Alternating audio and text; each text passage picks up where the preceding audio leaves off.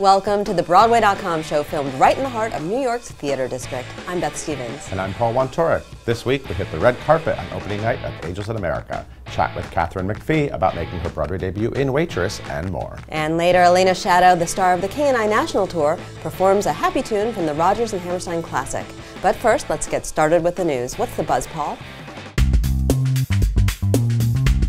You know that Cher show, cleverly titled The Cher Show? Well, they found someone to take away the heartache and to play the music icon whose life story will soon be told on the Broadway stage.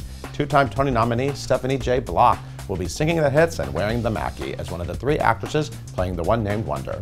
Block earned Tony noms for Falsettos and The Mystery of Edwin Drood and has been seen on Broadway in shows including Wicked, The Pirate Queen, 9 to 5, Anything Goes, and The Boy from Oz, in which she starred as another fabulous stage star, Liza Minnelli.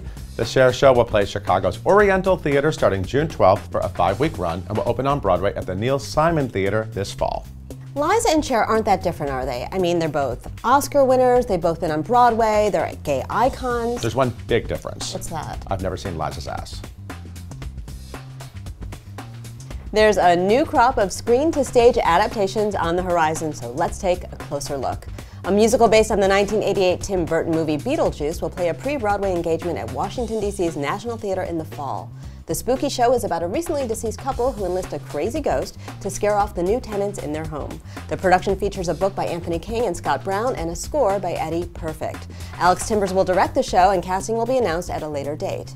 If you're in D.C. this summer, you can check out Waitress star Drew Gehling trading in his stethoscope for a power tie when he headlines a stage adaptation of the 1993 movie Dave at Arena Stage. The musical, which follows a presidential look-alike, features a book by the late Thomas Meehan, music by Tom Kitt, lyrics by Nell Benjamin, direction by Tina Landau, and choreography by Sam Pinkelton. Meanwhile, in May 2019, Hartford Stage will present the world premiere musical of The Flamingo Kid, based on the 1984 movie about the adventures of a Brooklyn kid with a summer job as a cabana boy at a posh private beach club. It will feature music by Scott Frankel, a book and lyrics by Robert L. Friedman, and direction by Darko Tresnak. And finally, the popular vacation film franchise is bringing the Griswold family to the Great White Way with the in-development new musical Broadway Vacation. Details on the creative team, casting, and timeline are still to come, but we're sure hilarious hijinks will be on display. The Royal Family of Broadway, a long-brewing musical adaptation of the George S. Kaufman and Edna Ferber play The Royal Family, has found its clan. Tony Award-winning funny lady Harriet Harris will lead the cast, joined by Tony nominee Will Swenson, Kathy Fitzgerald, Arnie Burton, Chip Zien, Haley Pachoon, A.J. Shively, and Alan H. Green, with direction by John Rando and choreography by Joshua Bergasse. This is the latest from falsetto songwriter William Finn, who is collaborating once again with his 25th annual Putnam County Spelling Bee book writer Rachel Shankin.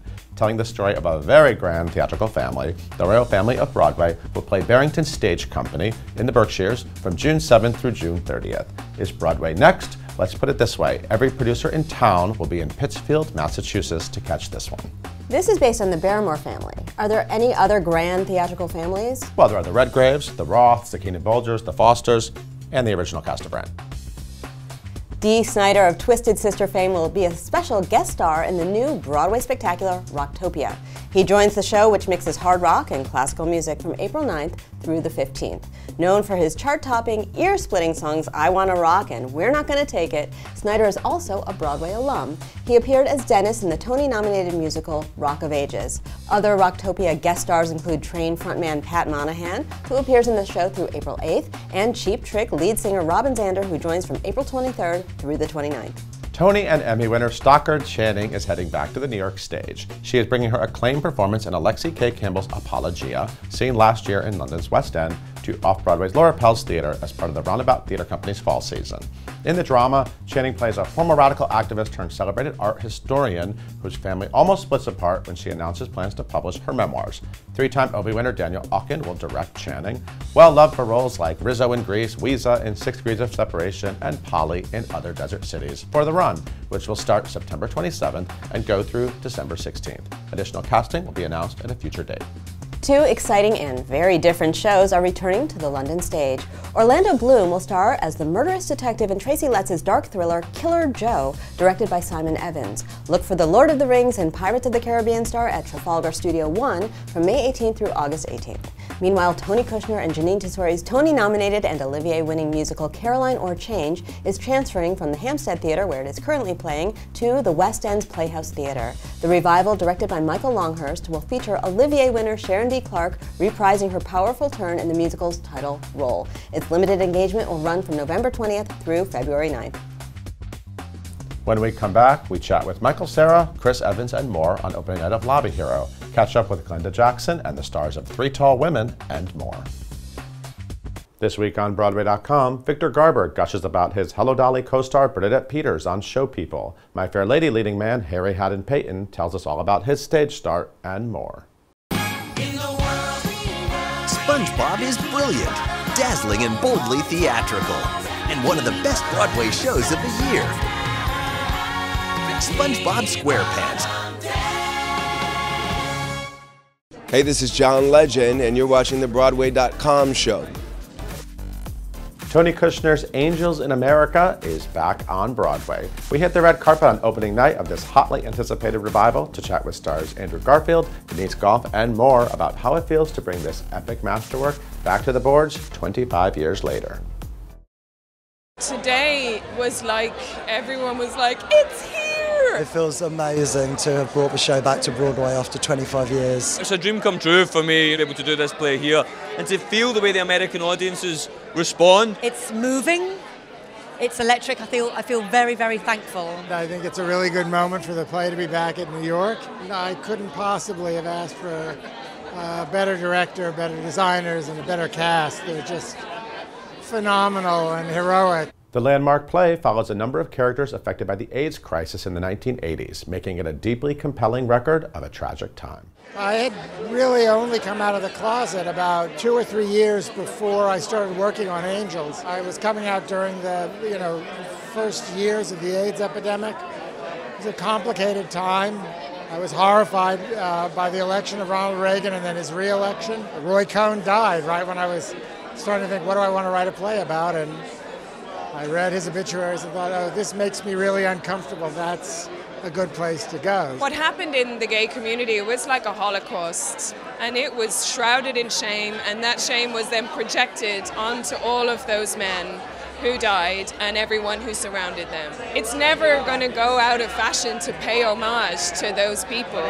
When this play was first on Broadway 25 years ago, the house was full of men who were very, very ill and dying. And now people are living with AIDS. That's a big deal, and that's what the play's about. That power of democracy to change. Even though it's quite specific about these 8 characters and what happens to them at a very particular time, it feels like it's also very universal, and it's very now, it's very relevant, it's very political. That it's the perfect medicine for every horrible morning we wake up to in America right now. After an acclaimed run at London's National Theatre last year, the cast revealed what it's like to bring the New York set play home. All these beautiful London actors are being awakened to the depth of love that New Yorkers have for this piece and the depth of love that New Yorkers have for New York.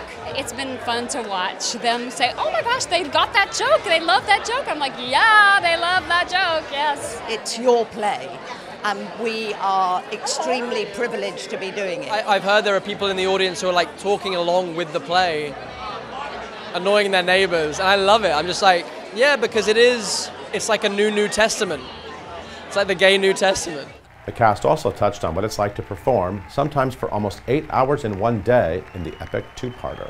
We love doing the double shows, and you feel as if you go on everybody in the room is on the journey. You're in it together, and I think we feel that as well, that we're just like, you've seen the beginning of this journey at 1, and now it's 11 at the end, and you can feel this. It's like we're all doing this together, and we feel that, and so there's an energy exchange. It's why I love the theater, because that's the only place that happens. This is the point.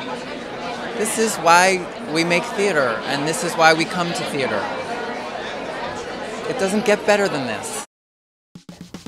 Broadway, here she comes. Smash star Katharine McPhee will make her Great White Way debut in Waitress, beginning on April the 10th for a limited engagement through June the 17th. We recently talked to McPhee to see what excites her the most about stepping into the lead role of the piping hot hit. Make it work, make it easy, make it clever, craft it into pieces. I've wanted to do Broadway for a long time. I mean, I think after I finished Smash, I wanted to do it even more because it was just like, it was kind of a part of the Broadway community, but not 100%. But I really just wanted to find something that was a show that I really thought I could bring some real authenticity to. McPhee revealed what she loves most about the charming production. Seemingly from the outside, it's just this like cute musical about this little waitress in this small town who makes pies, but it goes so much deeper than that. I mean, it's like figuratively and literally she puts her heart and soul into these pies, and I just feel like I really connect to this role. And Sarah writes the most beautiful music. I've been a fan of her records. Like, legitimately, I knew she could write a musical. I wasn't surprised at all, but how beautifully it has come out and turned out, and it sits so well in my voice, and I just hope I can do it justice. I'm really excited. Drew Gehling told us why he can't wait for audiences to see McPhee's Jenna. Oh my gosh, Kat McPhee is literally right next to me right now, so anything I say is going to be a complete and total lie. This is just so you know. No, I'm so honored and thrilled to work with like an incredibly talented and incredibly beautiful and incredibly skilled performer such as herself that has her hand in so many different pies. Oh, I'm sorry for that. Has her hand in so many different, let's say, dishes. In that she's such a great actress and so accomplished, and such a great singer and so accomplished. And every time I've returned to the show, which has now been, I guess, twice, I've been lucky enough to have a different leading lady, and this just continues that tradition, and she's enormously special and going to be so good. And I mean, I can't wait to watch it, and that's kind of the best part about being in the show, is that I get to be a fan peeking through the curtains backstage while the audience does the same. I'm so excited that I get to step into this role and be a part of this show. Edward Albee's 1994 Pulitzer Prize-winning play, Three Tall Women, opened on Broadway this week with a spectacular trio of towering talent. Glenda Jackson, Laurie Metcalf, and Alison Pill reflect on the pain and pleasure of one woman's life in this deeply moving story of where we are all heading. To describe this play to someone is so reductive in terms of what it is, because there's this kind of alchemy that is beyond plot, beyond character. I don't know how, I mean, to be in the presence of it is kind of extraordinary. On the page it reads like a very realistic first part of these are three women, an old lady, her homemaid, and a lawyer, all in this room together, and it seems to be relatively simple. And when you get in there, you realize it is absolutely not. And finding the logic between these speeches, and then finding the connection between the first and the second part, is really, really intricate, but really fun. The stars reflect on why this play resonates with them. I think what speaks to me most about it is the fact that we are all going to die, and trying to make peace with that is the work of a lifetime. You know, I hope it inspires people, as it has inspired me, to think about that moment in a new way, in a really conscious way, and not necessarily in a bleak, depressing way, but just in a realistic acceptance. I think it's cathartic for the audience, I think. You know, I've never seen it before. And I know a lot of people here in town have 23 years ago. And what I'm sensing is that they're taking a breath in at the end of it with us on stage, with a big breath in and let it out. I would imagine that it would feel that way to an audience. It's complexity, actually. At first reading, you think, oh, this is very simple, but it isn't. It's extremely complex. And the layers that he reveals about his relationship with his adoptive mother, I found quite fascinating. He's written a very long piece, which is the frontispiece to the play we've been working on. And obviously I'm paraphrasing, but the last few lines, he says, during her lifetime, I never met anyone who liked her. I never met anyone who'd seen the play who disliked her. What have I done? And I think that's very revelatory, and he's extremely honest. And that's one of the fascinating parts of this play, because even though it's a very individual relationship that's being examined, there are things about it, about life for all of us, which I think are quite revealing. Kenneth Lonergan's Lobby Hero opened this week. We chatted with Lonergan, director Trip Cullman, and a superbly starry cast, including big screen hunk Chris Evans, Brian Tyree Henry, Michael Cera, and Belle Powley, about bringing the play, which deals with sticky moral questions, to the Great White Way. It feels great, you know, you write something in 1999 and you have a great production in 2001 and here you are on Broadway in 2018. It feels great. It's really just the kind of material you look for as an actor, something that's very alive, very human, really layered. I'm the luckiest director on planet Earth that I got to work with I call them my unicorns. I mean, I think they are like unbelievable, they can do no wrong, and we just had the best time creating these characters together and getting to know each other. And I feel like with every show you create a family as a director, and this family is totally functional, not dysfunctional at all. We all support and love each other very much. I don't know if I could have done this with any other cast. They're so wonderful, they're so talented, they're so welcoming and warm and talented, and I don't know, I feel blessed. The cast shared why Lonergan's 2001 play is more relevant than ever in 2018. It's representative of what we're kind of recognising as a society right now, that women are in every industry so often put between this kind of rock and a hard place where they have nowhere to go because of their senior male staff.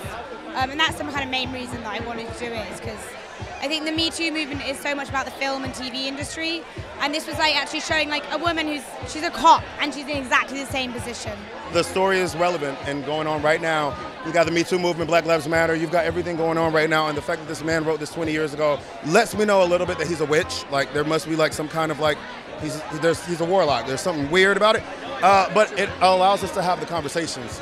Like there's nowhere to go in the lobby. You gotta sit there, you gotta talk and say all the weird things that are making you uncomfortable and making it, and that's what this play does. And I love that it involves the audience included. Like you have to be a part of it. And yeah, like it's the best thing ever.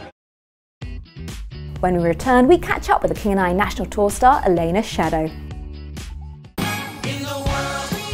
SpongeBob is brilliant, dazzling and boldly theatrical, and one of the best Broadway shows of the year. SpongeBob SquarePants. Welcome back. We are joined by Broadway favorite Elena Shadow, who is now leading the national tour of Rodgers and Hammerstein's The King and I.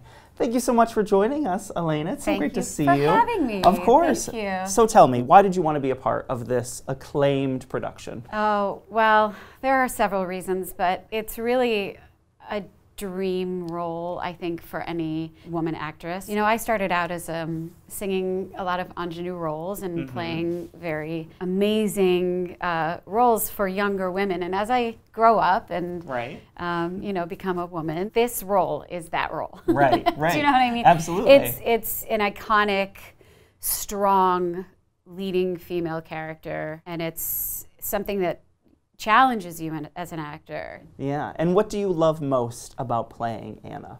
Again, there's so many wonderful aspects of this job, but I would say Anna is really inventive, and I think that that's what inspires me about playing her, because she's always thinking on her feet about how she can make the situation better, or how she can improve the people that she is around, and also make it the best for her and for her child. And I think that just we as people do that. And how are you? How are you feeling about the 45-pound dress? Are you fitting into well? It's a behemoth. After I put it on and had my first performance, I tweeted at Kelly O'Hara and I said, "So tell me about this dress, Kelly." And she wrote back, "Yes." She goes, "Mind your knees and your ankles, and don't even think about having a potty break in the second act." So once you're in, you're locked in. You're locked in. It takes some momentum. You gotta like swing the back part of the dress around as you move. Absolutely. It has these little handles on the inside, these little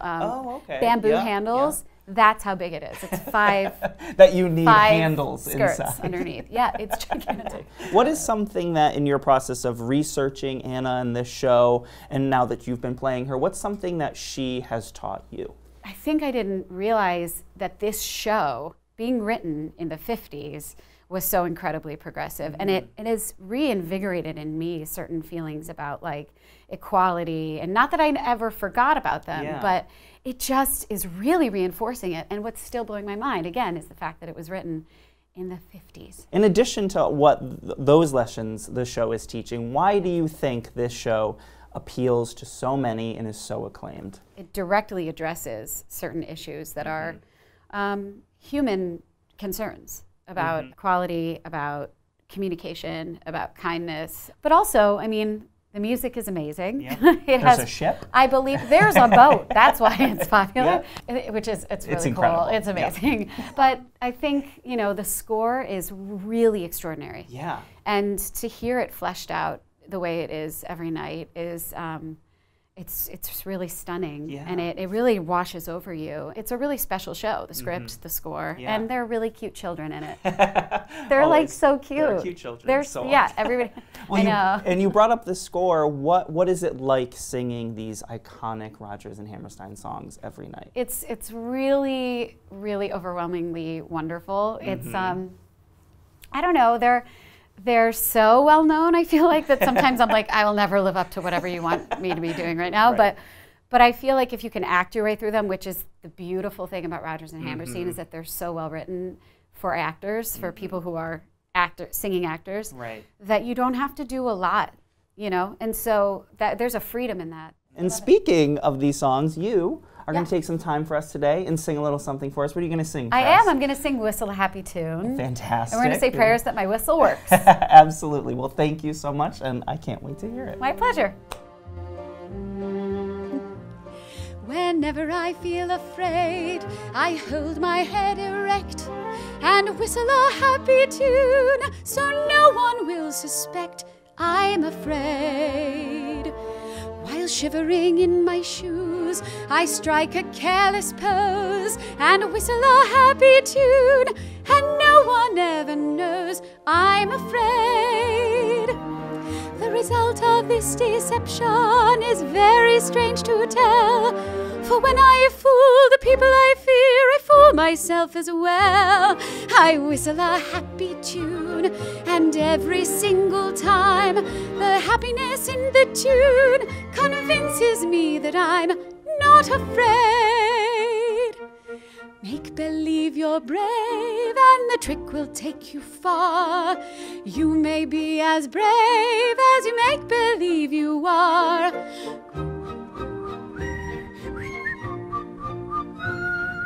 You may be as brave as you make believe you are.